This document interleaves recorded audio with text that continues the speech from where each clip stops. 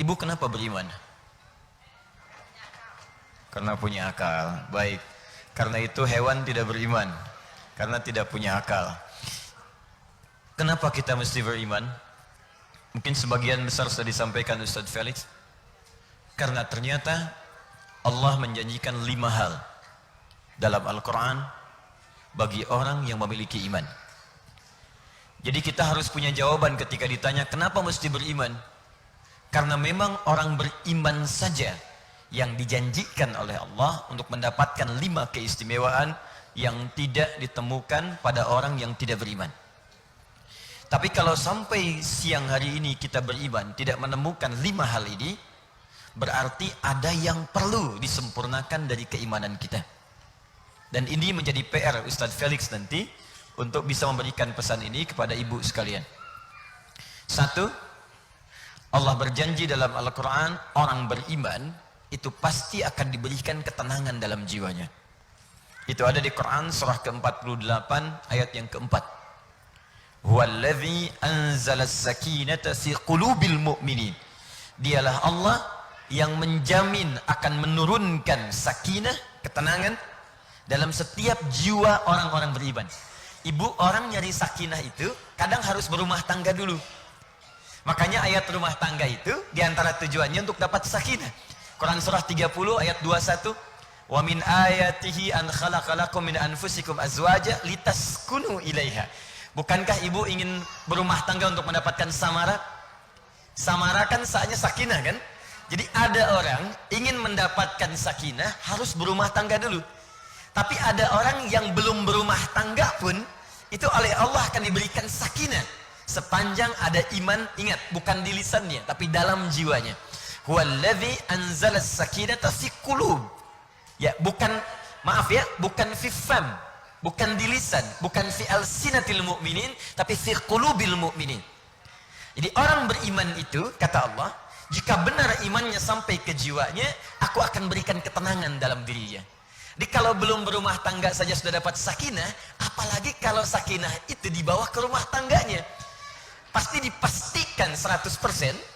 Orang yang imannya benar sudah pasti di rumah tangganya, sesulit apapun persoalannya, pasti akan dihadapi dengan semua ketenangan yang hadir dalam kehidupannya. Jadi kalau di rumah tangga banyak gelisahnya, sementara ibu mengatakan saya beriman, itu kemudian patut dipertanyakan, apakah imannya sudah sampai ke dalam jiwa atau belum? Jangan-jangan kopi manis sedikit bikin status. Uang belanja belum keluar, telat sehari, udah bikin kemudian tulisan di medsos. Ternyata kamu tidak seperti yang aku kira. Ini raja medsos. Baik. Itu 1. Udah disampaikan belum, Ustaz? Belum. 2. Saya agak cepat ya. Nanti pertanyaan biar Ustaz Felix saya yang jawab. Kalau saya cuma nyampaikan aja. Baik. 2. Orang beriman itu langsung dijamin oleh Allah. Dia akan diberikan ketentraman hidup sekalipun tinggal di tempat yang sangat terbatas. Ibu kenal Ashabul Kahfi? Oh, hebat. Ya nggak apa-apa. Ibu, Ashabul Kahfi itu kan, kahfi itu apa artinya? Gua. Gua itu ada 2. Gua itu ada 2. 1 gua sempit yang masuknya hanya cukup bagi 1-2 orang. Itu disebut Hira namanya. Jadi kalau ada gua yang dalamnya ruangannya sempit, yang hanya cukup untuk 1 atau 2 orang saja, yang masuk cuman saya sama Ustaz Felix berdua, misal yang lain gak bisa masuk, itu disebut Hira namanya. Ibu pernah dengar gua Hira? Nabi menerima wahyu di apa? Gua apa? Kenapa disebut gua Hira? Gharun, Hira, gharun, ghar, bahasa Arabnya ghar. Hira itu tempatnya, ya. Gharun, tempat yang sangat cukup hanya untuk 1-2 orang saja. Kenapa disebut gharun? Karena di tempat itu hanya masuk 1-2 orang saja. Saya pernah naik ke Gua Hira ke atas, itu memang tempatnya nggak bisa. Kita akan mengadakan pengajian BKSM di Gua Hira, nggak akan cukup. Ya, paling masuk ibu ketua sama wakil aja gitu, yang lain nggak akan bisa ikut. Cuman sempit. Tapi kalau yang di gua itu cukup luas dalamnya, bisa masuk 5 orang, 6 orang, 7 orang, 8 orang, maka nanti akan berubah namanya Dari gharun jadi kahfun. Kahfi. Misal, Nabi pernah dengan sahabat Abu Bakar di Gua Sur. Buka Quran surah ke-9 ayat ke-40. Ya, idhuma fil ghari idh yaqulu li sahibihi la tahzan innallaha ma'ana. Ketika Nabi dikejar oleh orang-orang kafir Quraisy, bahkan sempat akan dieksekusi, lalu bersembunyi di dalam gua yang masuk cuma 2 orang, Nabi dengan Abu Bakar saja, karena yang lain gak bisa masuk, tempatnya sempit. Makanya kata orang-orang kafir, ini mustahil Muhammad SAW masuk ke sini. Kenapa? Karena tempat ini begitu sempit, dan jaring laba-laba pun dan sarang merpati pun gak rusak. Makanya mustahil bisa masuk. Tempatnya disebut dengan gharun. Tapi kalau yang masuk bisa 4, 5, 6, 7, maka tempatnya berubah nama menjadi kahfun. Ada surah ke-18 dikenal dengan surah Al-Kahfi. Kenapa disebut surah Al-Kahfi? Karena ada banyak anak muda. Ada yang menyebutkan 7 orang, ada yang menyebutkan 5 orang, 6 orang, 8 orang. Intinya lebih daripada 3 orang, cukup banyak. Masuk ke dalam gua itu. Saya tanya ibu, bu, di gua itu ada penerangan nggak? Ada lampu nggak? Nggak ada. Makanannya gampang atau sulit? Kira-kira tempat tidurnya kalau di gua empuk atau keras? Secara singkat, enak atau tidak tinggal di gua? Tidak. Tapi kok bisa mereka bisa tinggal 309 tahun? Baik. Tidurnya enak, nyaman, tidak ada yang ganggu. Saking gak ada yang ganggunya, 309 tahun tidur itu nyaman. Miring, bahasa Qurannya miring kanan enak, miring kiri enak. Makannya gak usah nyari, tiba-tiba langsung kenyang. Ya, kemudian matahari itu selalu terbit terbenam di setiap penghujung gua. Jadi dalamnya itu nggak pernah gelap sempurna. Terang, remang, enak, tidurnya nikmat sekali. Apa rahasia tinggal di gua pun bisa nikmat sampai ratusan tahun? Apa rahasianya? Rahasianya ada di surah gua Al-Kahfi ayat ke-13. Perhatikan kalimatnya. Quran surah 18 ayat 13, posisi paling kiri di pertengahan. Perhatikan ayatnya. Saya agak cepat. Nahnu naqussu 'alaika naba'ahum bil haqq. Saya akan kisahkan, kata Allah, kisah para pemuda yang tinggal di gua untuk berlindung dengan sebenar-benarnya. Bagaimana mereka bisa tinggal di gua dengan nyaman ratusan tahun? Perhatikan baik-baik kalimatnya. Dan di sini poinnya. Innahum amanu bi rabbihim. Karena mereka punya iman yang sangat kuat dalam jiwanya kepada Allah Subhanahu wa taala. Wa zidnahum huda. Dan dengan keimanan itulah kemudian mereka diberikan semua kemudahan dalam kehidupannya.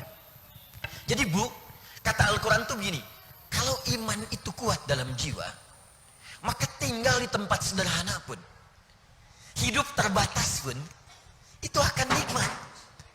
Saking dahsyatnya kaget tuh benda bunyi boom gitu. Gitu.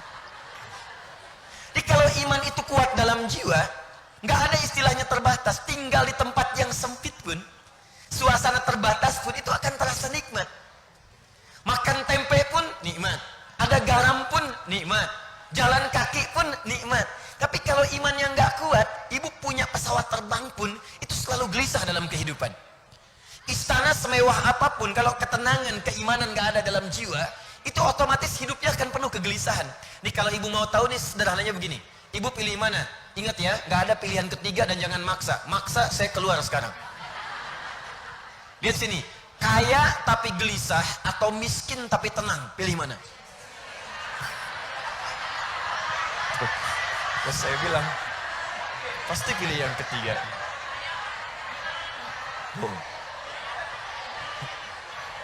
Bukan? Saya pamit dulu ya. Jadi ketenangan itu penting, dan iman itu sumber ketenangan. Jadi kalau ada orang beriman belum tenang, berarti ada yang belum tepat dengan keimanannya. Ada yang belum sempurna. Nanti kita akan lihat apa penyebabnya. Jadi kata Al-Quran, iman itu memberikan keistimewaan.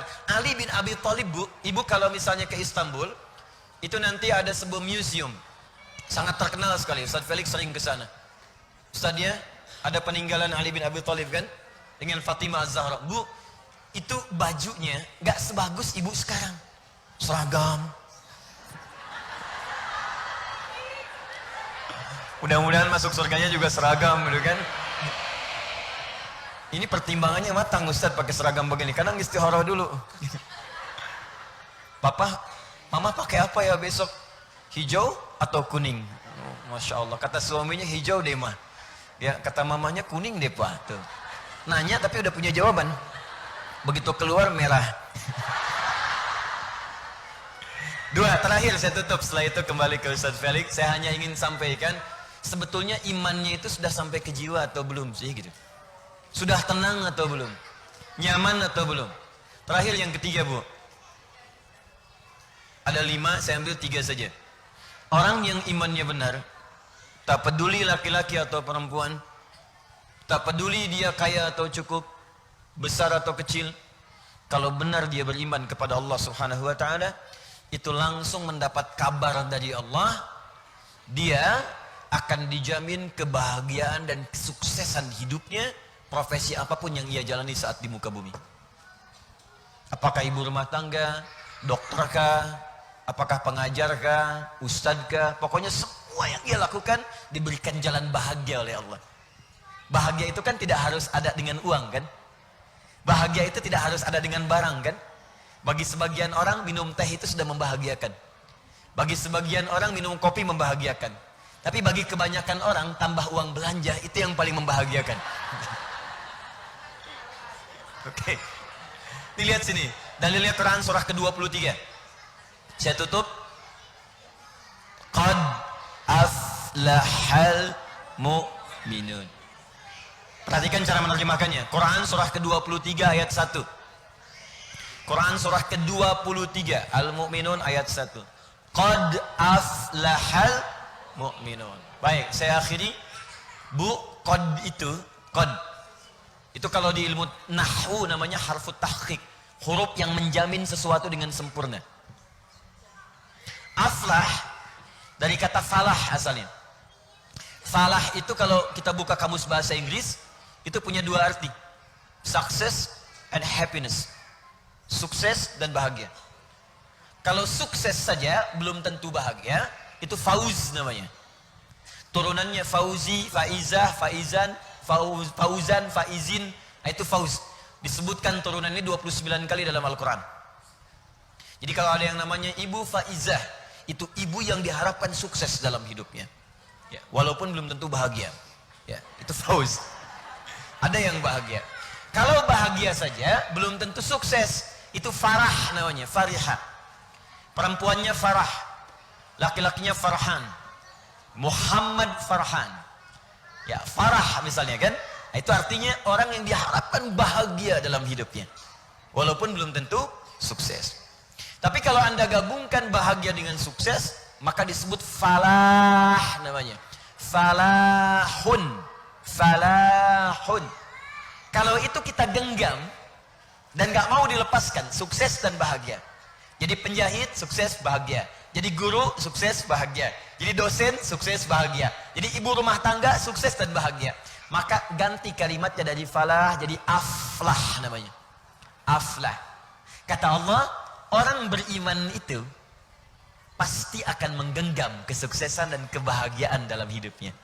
Qad aflahal mu'minun. Sekalipun itu sifatnya relatif, sekalipun bagi sementara orang bisa lain-lain ukurannya, tapi setiap yang ia kerjakan itu pasti akan menyenangkan. Ibu pernah dengar kisah seorang perempuan itu berumah tangga, suaminya kuli bangunan bu, dan banyak orang mengecilkan gitu, kuli bangunan. Istrinya suka ngambil kayu bakar di sawah. Tapi tahukah Anda, saya akhiri, setiap kali orang datang berkunjung ke rumahnya, plus beliau punya 2 anak, mungkin sekarang sudah bertambah, itu selalu disambut dengan istimewa. Ini kisah nyata. Ikan ada, buah ada, makanan ada, dan selalu bercerita yang sangat positif tentang suaminya. Kata istrinya, Abi itu kalau kerja pulang, bawa uang banyak sekali, 500.000 sebulan. Itu banyak. Tuh kan? secukupnya untuk pulsa saja. Tapi perhatikan, bagaimana 500.000 itu disebut sukses, Bu. Dan membahagiakan kehidupannya. Ada orang penghasilan sebulan 500 juta, tapi nggak pernah tentram ibu rumah tangganya. Senyum susah, ketenangan nggak bisa didapat.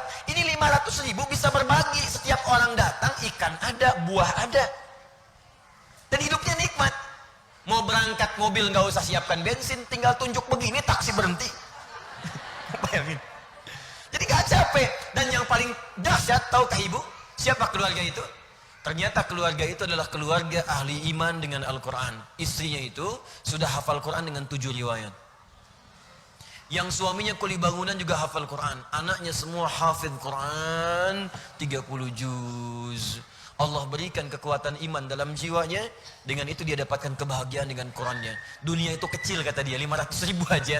Itu sudah memberikan kebahagiaan kalau iman kita kuat di hadapan Allah subhanahu wa ta'ala. Maka itu yang ingin saya sampaikan. Jika imannya belum sampai mengantarkan pada apa yang dijanjikan tadi, maka apa penyebabnya? Itu besok malam Jumat kita jawab nanti. Silakan Ustaz.